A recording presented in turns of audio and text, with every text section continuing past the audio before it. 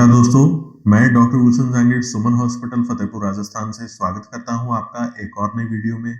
आज की वीडियो में हम बात करेंगे कि आपने बहुत बार ऐसा सुना होगा नस का दब जाना। इस वीडियो में हम बात करेंगे कि नस दबना क्या है, किस कारण से नस दबती है, क्या इसके लक्षण हैं, इसकी वजह से क्या क्या समस्याएं शरीर में होती हैं और क्या इसका इलाज संभवतः इलाज हो सकता है। नस दबने की जहां तक मैं बात करूं उससे पहले आपको मैं बताऊं कि नस या नर्व्स होती क्या है। ये हमारे ब्रेन से हमारे शरीर में स्पाइनल कोड के सारे शरीर में फैला हुआ एक जाल है जो हमारे शरीर के सारे जो फंक्शंस होते हैं उनको कहीं ना कहीं दिमाग के जरिए रेगुलेट करता है। ये नर्व जो होती हैं ये जिस रास्ते से गुजरती हैं उनके आसपास के जो भी मांसपेशियां होती हैं या जो भी हड्डियां होती हैं या जो भी टेंडन्स होते हैं या कार्टिलेज होते हैं, जब उस नर्व में इरिटेशन होती है जिसकी वजह से जिस रूट में वो जा रही है उस रूट में व्यक्ति को लक्षण महसूस होते हैं। उन लक्षणों में मुख्यतः देखा जाए तो दर्द होना, झुंझुनाहट होना, हाथ पैर में कमजोरी आना या चलने में असमर्थता होना, ये सारे लक्षण व्यक्ति को होते हैं। ये नस दबने के लक्षण माने जाते हैं। ये समस्या शरीर के किसी भी हिस्से में हो सकती है।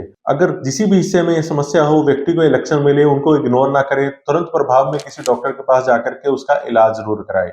और मैं बात करूं मुख्य भाग जिसमें ज्यादातर होती है, जिसमें है शरीर के लोअर पार्ट में या कमर के हिस्से में या गर्दन के हिस्से में। अगर मैं आपको बात करूं अगर व्यक्ति के निचले हिस्से में या कमर के हिस्से में या गर्दन के हिस्से में समस्या आती है तो वो डिस्क की वजह से आती है। डिस्क जो दो वर्टिब्रास के बीच में एक गद्दीनुमा स्ट्रक्चर होता है जो रीढ़ की हड्डी को एक लचीलापन प्रदान करता है और एक शॉक अब्जॉर्बर की तरह काम करता है। जो व्यक्ति उठता है, बैठता है, चलता है या घूमता है जिसकी वजह से कई बारी गलत पोजीशन होने की वजह से या किसी चोट लगने की वजह से डिस्क की आउटर रिंग्स टूटती हैं, अंदर का स्ट्रक्चर जो है वो बाहर की ओर प्रोट्रूड होता है। ये एक तरफ या दोनों तरफ प्रोट्रूड हो सकता है, परंतु जब ये व्यक्ति इन लक्षणों पर ध्यान नहीं देता है तो डिस्क का जो अंदर का स्ट्रक्चर है वो पूरी तरीके से बाहर ही आ जाता है, जिसकी वजह से नर्व्स पर एक परमानेंट प्रेशर छोड़ता है, जिसकी वजह से व्यक्ति को चलने में, उठने में और ज्यादा लंबा चलने में ये समस्याएं दर्द, झंझनाहट, कमजोरी या पैरालिसिस तक की समस्या हो सकती है। ये मैंने आपको पहला कारण बताया जिसकी वजह से नस दब सकती है। ये दूसरे कारण की अगर मैं बात करूं उसका नाम है पायरिफॉर्मिस सिंड्रोम। पायरिफॉर्मिस मसल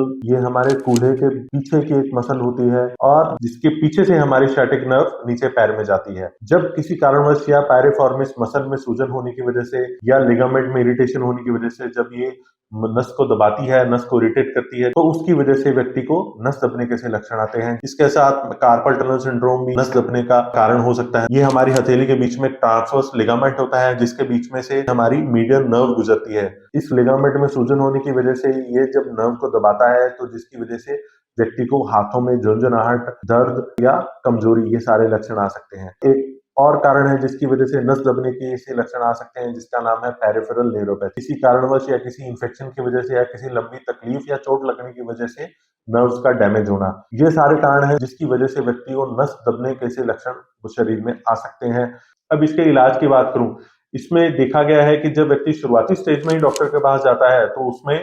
इलाज जल्दी होता है और व्यक्ति जल्दी रिकवरी स्टेज में आता है, क्योंकि जब देखा गया है कि अगर व्यक्ति शुरुआती स्टेज में जहां पर डिस्क का पूरा मटेरियल बाहर नहीं आया होता है, वो सिर्फ अभी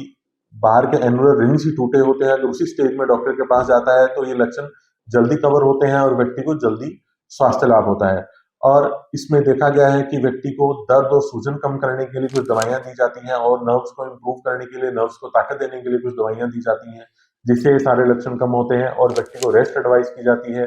व्यक्ति को अगर सर्वाइकल में समस्या है तो सर्वाइकल कॉलर दी जाती है, अगर लंबर रीजन में या कमर के नीचे के हिस्से में समस्या है तो कमर की बेल्ट दी जाती है। इसके साथ फिजियोथेरेपी या फिजिकल थेरेपी, स्ट्रेचिंग, ये सारे व्यक्ति को एडवाइस किए जाते हैं जिससे व्यक्ति इन सारी समस्याओं से, इन सभी लक्षणों से निजात पा सकता है। अगर फिर भी व्यक्ति को कोई आराम नहीं आ रहा है तो व्यक्ति को अपने नजदीकी न्यूरो पंचकर्म विशेषज्ञ या न्यूरो पंचकर्म सेंटर में जाना चाहिए और न्यूरो पंचकर्म विशेषज्ञ डॉक्टर से जरूर मिलना चाहिए, क्योंकि आयुर्वेदिक न्यूरो पंचकर्म थेरेपी में नस दबने का बहुत ही आसान और सटीक इलाज उपलब्ध है। व्यक्ति को ये सारे लक्षणों से आजादी मिल सकती है, व्यक्ति अपना स्वास्थ्य लाभ ले सकता है और बहुत जल्दी ही अपने नॉर्मल डे टू डे काम कर सकता है। अगर आप मेरे साथ वीडियो में अंत तक जुड़े हुए हैं और अभी तक आपको समझ आ गया होगा कि नस दबना क्या होता है, क्या इसके कारण है, क्या इसके लक्षण है, अगर आपको मेरी वीडियो अच्छी लगी हो, इंफॉर्मेटिव लगी हो तो कृपया मेरी वीडियो को लाइक करें, मेरे चैनल को सब्सक्राइब करें और मेरी वीडियो को आगे लोगों तक शेयर करें ताकि वो भी जान सकें कि ये समस्या क्या होती है और कैसे आगे समस्या फैलती है, तो कैसे इसका निजात पाया जा सकता है। धन्यवाद।